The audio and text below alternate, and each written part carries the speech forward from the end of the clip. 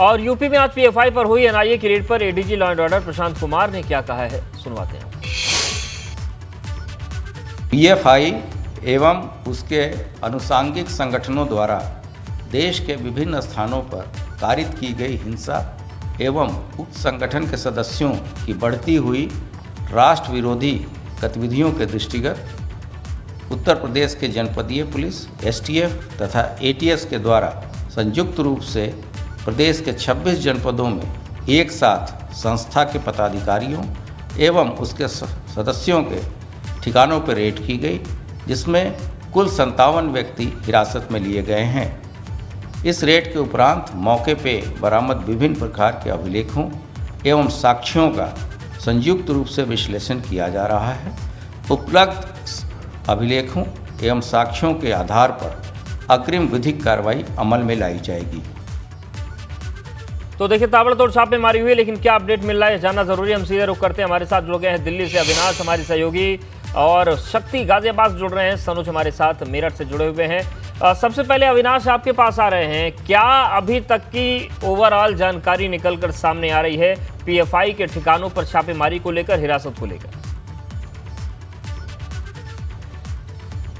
देखिए उद्देश्य अगर बात करें तो अभी ओवरऑल 247 लोगों को गिरफ्तार किया गया है पूरे देश भर में से, और कई लोगों को इसमें हिरासत में भी रखा गया जिनसे कि पूछताछ अभी भी चल रही है। अगर बात करें तो 22 सितंबर को भी ऐसी ही एनआईए ने रेड की थी पीएफआई के ऊपर। उस वक्त अगर बात करें तो कुल 106 लोगों को गिरफ्तार किया गया था पूरे देश भर से, और आज भी अगर बात करें तो 100 से ऊपर लोगों को गिरफ्तार किया जा चुका है पूरे देश भर से। अगर बात करें तो आज 8 राज्यों में ये छापेमारी चल रही है। जो 22 तारीख को गिरफ्तारियां हुई थी वो अगर बात करें तो पीएफआई के जो तमाम सारे मददगार हैं वो लोग थे, और आज जो छापेमारी चल रही है वो जो मददगार गिरफ्तार किए गए हैं उनकी जो लोग मदद करते थे, चाहे वो फंडिंग की बात हो, चाहे फिर अगर बात करें तो जिस तरीके से जो प्रोटेस्ट वगैरह होता था, या फिर चाहे जिस तरीके से जो विरोधी काम होते थे, देश विरोधी काम होते थे, उसमें जो लोग संलिप्त रहते थे उनके खिलाफ आज ये कार्रवाई चल रही है। जिसमें अगर बात करें तो उत्तर प्रदेश का मेरठ शामिल है, गाजियाबाद शामिल है, बुलंदशहर है, लखनऊ है, वो तमाम सारे स्थान है जहाँ पे एनआईए लगातार छापेमारी कर रही है। आज की अगर कार्रवाई की बात करें तो आज भी लगातार गृह मंत्रालय इस पूरी कार्रवाई को लेकर के मॉनिटरिंग कर रहा है कि किस तरीके से एनआईए की ये कार्रवाई चल रही है। खुद एनआईए की डीजी लगातार इस पूरे अगर बात करें छापेमारी को लेकर के पूरे हिरासत में जो लोग गिरफ्तार किए रहे हैं उन तमाम सारी चीज़ों को लेकर के अपडेट रख रहे हैं। गृह सचिव भी पूरी तरीके से अपडेट रख रहे हैं, क्योंकि गृह मंत्रालय का ये मानना है कि जिस तरीके से पीएफआई देश विरोधी काम करती है और पीएफआई के कई सारे अकाउंट्स में खाड़ी देशों से, कुवैत से, अरब से पैसे आते हैं, और इसके अलावा उन पैसों का इस्तेमाल देश में आंतरिक जो मजबूती, आंतरिक जो सामाजिक संगठन है इसको कमजोर करने की कोशिश करना होता है। तो लिहाजा इसको बैन करने की ओर भी गृह मंत्रालय कहीं ना कहीं विचार कर रहा है, और जब तमाम सारे साक्ष्य एकत्रित हो जाएंगे तो गृह मंत्रालय इसको बैन कर सकता है, क्योंकि काफी पहले से गृह मंत्रालय पीएफआई पर नजर रख रहा है और पीएफआई की गतिविधियों को लगातार वो बिल्कुल, और मांग उठने भी लगी है अविनाश। बार काउंसिल ने मांग की है, और निश्चित तौर से जब इतने बड़े स्तर पर छापेमारी हुई है और सबूत मिलेंगे, तार जुड़ेंगे, तो बैन की राह आसान होगी। सनुज भी हमारे साथ जुड़े मेरठ से। सनुज, आप जिस इलाके में खड़े हैं और आसपास का जो इलाका है बेहद संवेदनशील माना जाता है, और इस तरीके की गतिविधियां करने वाले उस तरफ पाए जाते रहे हैं, पकड़े जाते रहे हैं। क्या अपडेट आया उस क्षेत्र से और वहां पर क्या स्थिति रही?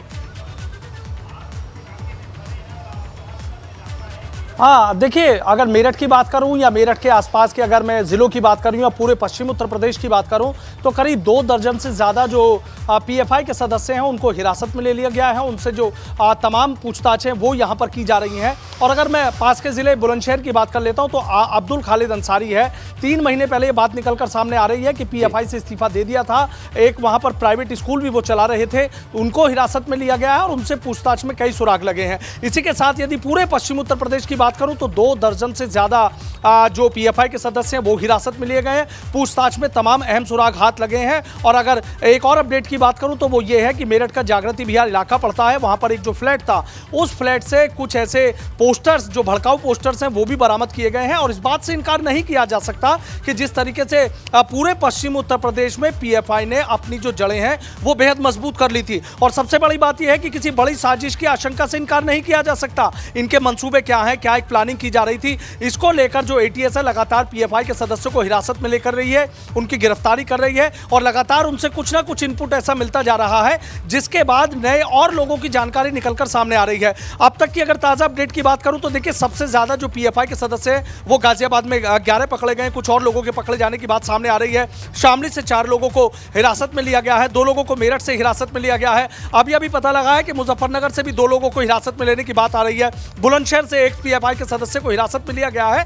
तो आखिर ये नेटवर्क कर क्या रहा था, क्या इनकी मंशा है, क्या इनकी प्लानिंग थी? इस प्लानिंग का पर्दा हो सकता है कि जल्दी कहीं ना कहीं एटीएस जो बड़ा खुलासा है वो इस पे कर सकती है। लेकिन अभी कई और लोगों को हिरासत में लिए जाने की भी बात आ रही है कि कुछ और लोगों के बारे में भी जो एटीएस उनको इनपुट मिले हैं। शनिवार की बात कर लेता हूं। शनिवार को जो पीएफआई के 4 सदस्य पुलिस ने गिरफ्तार किए थे, उनमें एक शादाब था, एक साजिद था और एक इस्लाम था, एक और सदस्य था। इन चारों की जब गिरफ्तारी हुई थी तो उसके बाद एटीएस को तमाम वो बड़े इनपुट मिले थे कि जिनका खुलासा तो नहीं किया गया था, लेकिन इतना जरूर बता दिया गया था। और तब ये बात बिल्कुल तस्वीर साफ हो गई थी कि पश्चिमी उत्तर प्रदेश के तमाम जिलों में पीएफआई ने अपने पैर जमा रखे हैं, मजबूत जड़ें जमा रखी हैं और एटीएस जल्दी उनको गिरफ्तार कर सकती है। और आज हुआ भी ऐसा ही कि आप ये देखें कि तड़के से करीब 3 या 4 बजे से छापेमारी चल रही है। जहां जहां का इनपुट था वहां टीम पहुंचती है और वहां से उन लोगों को हिरासत में ले लेती है। मेरठ से जिन 2 लोगों को हिरासत में लिया गया तो वहां से और कड़ी जुड़ी, तो कड़ी लगातार जुड़ रही है और दायरा बढ़ता चला जा रहा है। गिरफ्तारियां और हिरासत में लेने वाले लोगों की संख्याएं बढ़ती जा रही हैं। शक्ति, ये बताइए कि क्या अपडेट है गाजियाबाद से, गाजियाबाद के आसपास के जिलों से? क्या यहां पर भी पूरी तरीके से पीएफआई पैर जमा कर बैठा हुआ है? देखिए, अगर पीएफआई की बात की जाए तो गाजियाबाद का कलछीना गांव इनका एक मेन कहे तो गढ़ बना हुआ था, जहां पर ये पीएफआई के जो सक्रिय सदस्य थे वो लगातार यहाँ पर सक्रिय थे और काफ़ी समय से ये सक्रिय थे। यहाँ की पुलिस को भी पता था कि यहाँ पर जो पीएफआई के लोग हैं वो काफ़ी तादाद में हैं और ये लगातार यहाँ पर जो सक्रियता इनकी है लगातार बढ़ती जा रही है। वहीं गाजियाबाद का ही अगर बात की जाए डासना क्षेत्र, तो डासना क्षेत्र में भी ये धीरे धीरे पैर पसार रहे थे। गाजियाबाद के डासना क्षेत्र में भी रात में दबिश दी गई, जहां पर जो कि एक अली नबी नाम का जो शख्स था वो फरार हो गया और कलछीना गांव से, यानी कि एक ही गांव से 11 लोग गिरफ्तार हुए। तो काफ़ी बड़ी संख्या अगर गाजियाबाद के उससे देखी जाए तो गाजियाबाद दिल्ली से बिल्कुल सटा हुआ है और यहाँ पर जिस तरीके से पीएफआई के जो लोग सक्रिय थे तो उनकी जो सक्रियता को देखते हुए, हालांकि जो एलआईयू हमेशा इन पर निगरानी रखे हुए था, जांच हमेशा इनके प्रति होती रहती थी। लेकिन जो फंडिंग थी, जो ये टेरर फंडिंग, जिस तरीके से फंडिंग की बात निकल कर आई है कि ये खाड़ी देशों से पैसा लिया करते थे और पैसा लेने के बाद राष्ट्र विरोधी गतिविधियों में उस पैसे को भेजना और किस तरीके से वहां पर इस्तेमाल करना है, या अगर कोई आंदोलन चल रहा है तो वो आंदोलन अगर सरकार विरोधी है तो उस आंदोलन में किस तरीके से इन्हें एक अहम रोल निभाना है। तो उस तरह की जो सक्रियता थी वो इन लोगों की काफ़ी थी।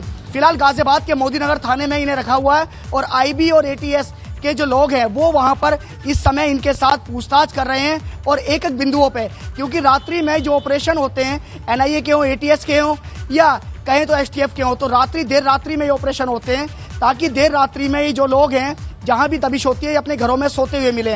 हुआ वही रात्रि में 3 से 3:30 बजे का समय था।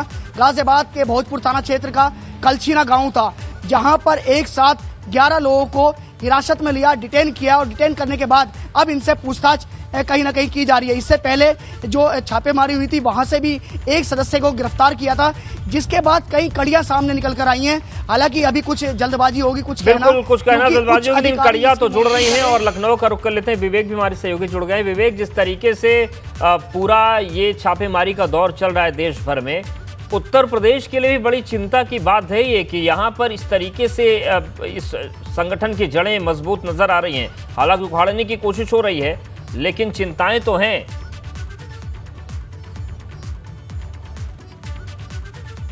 बिल्कुल अवधेश, ये चिंता करने की बात ही है। पीएफआई जैसे संगठन जिनको बैन कर देना चाहिए था बहुत पहले, लेकिन अभी तक इस पर कोई कार्रवाई शुरू नहीं हुई और अब ये संगठन सर उठाता जा रहा है, देश विरोधी गतिविधियों में लगातार संलिप्त है और टेरर फंडिंग के तमाम साक्ष्य मिल गए हैं। जो कैंप लगाते हैं उसके तमाम साक्ष्य मिल गए हैं, रेडिकलाइजेशन के तमाम साक्ष्य मिल गए हैं। तो अब किसी साक्ष्य की ज़रूरत नहीं है। उत्तर प्रदेश सरकार इसके लिए तैयार है कि पीएफआई पर बैन लगाने के लिए जो केंद्र सरकार को एक सिफारिश भेजी जाती है उसके लिए तैयार है। बहुत जल्दी कार्रवाई भी होगी। लेकिन इस दौरान हम आपको बता दें कि 26 जनपदों में आज रेड पड़ी है। सुबह 3 बजे से कार्रवाई शुरू हुई थी। उत्तर प्रदेश के, देश भर की बात अलग है, दिल्ली में कई जगह पड़ी है, साउथ के जो प्रदेश हैं वहाँ पर पड़ी है, लेकिन उत्तर प्रदेश में 26 जगहों पर रेड पड़ी है और 57 लोग अभी तक हिरासत में लिए गए। उसमें से 7 लोग यहाँ लखनऊ से हिरासत में लिए गए हैं। 6 लोग जिस गांव से हैं वो है बीकेटी का अचरा मऊ गांव, जहां पर हम खड़े हैं। ज़्यादा आगे इसलिए नहीं जाएंगे क्योंकि जहां से अगर यहाँ से हिले, जहां भी एक कदम आगे बढ़ाया तो नेटवर्क गड़बड़ हो जाएगा। बड़ी मुश्किल से नेटवर्क मिला है। आपको सामने गली दिखा देते हैं। इसी गली में अंदर ग्राम प्रधान अरशद का मकान है। अरशद के मकान पर पुलिस और एटीएस की टीमें, एसटीएफ की टीमें रात को पहुंची थी करीब 3 बजे, 3:30 बजे। और ये तो गांव वाले जो हैं वो बता रहे हैं कि 100 लोग आए थे और भरपूर इंतजाम से आए थे। अपने साथ सीढ़ी भी लाए थे, अपने साथ दरवाजे तोड़ने के लिए, जो लॉक तोड़ने के लिए लोहे के उपकरण होते हैं वो सब भी लाए थे। और अभी उसकी माँ से, अरशद की माँ से हमने बात की, तैबुन निशा ने बताया कि हाँ, लोग आए थे और उन्होंने दरवाजे तोड़े और लॉकर तोड़े, सारे सामान निकाले, दस्तावेज निकाले। और उन्होंने ये भी स्वीकार किया अवधेश कि अरशद पीएफआई से जुड़ा रहा था। उन्होंने कहा कि अरशद पीएफआई से जुड़ा था, लेकिन 2 साल से, जब से वो ग्राम प्रधान बना है, तब से उसने गांव वालों की सेवा करने के लिए, तैबुन निशा का कहना है कि सेवा करने के लिए, लोगों से बातचीत और मेलजोल बनाए रखने के लिए उसने पीएफआई को अपना इस्तीफा भेज दिया और कहा कि अब हम संगठन के लिए काम नहीं करेंगे। लेकिन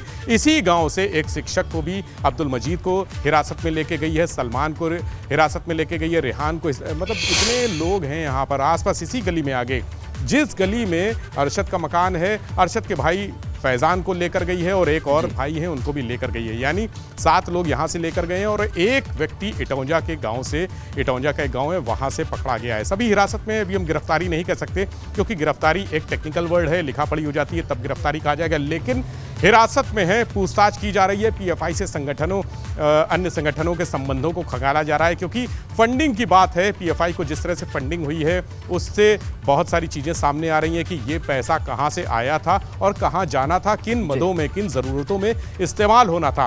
कहीं देश विरोधी गतिविधियों में ये पैसा तो नहीं लगना था। इसकी भी एटीएस और एसटीएफ छानबीन कर रही है। एनआईए की टीम को यही इनपुट्स मिले थे, जो ईडी की टीम है उसको भी यही इनपुट्स मिले थे कि फंडिंग जो विदेशों से हो रही है, ज़्यादातर खाड़ी देशों से हो रही है, उसका इस्तेमाल गलत उसमें लगना था। जो कानून व्यवस्था है, जो शांति व्यवस्था है, उसको प्रभावित करने में बिल्कुल। और ये तमाम चीजें जांच का विषय भी हैं और चिंता का विषय भी हैं।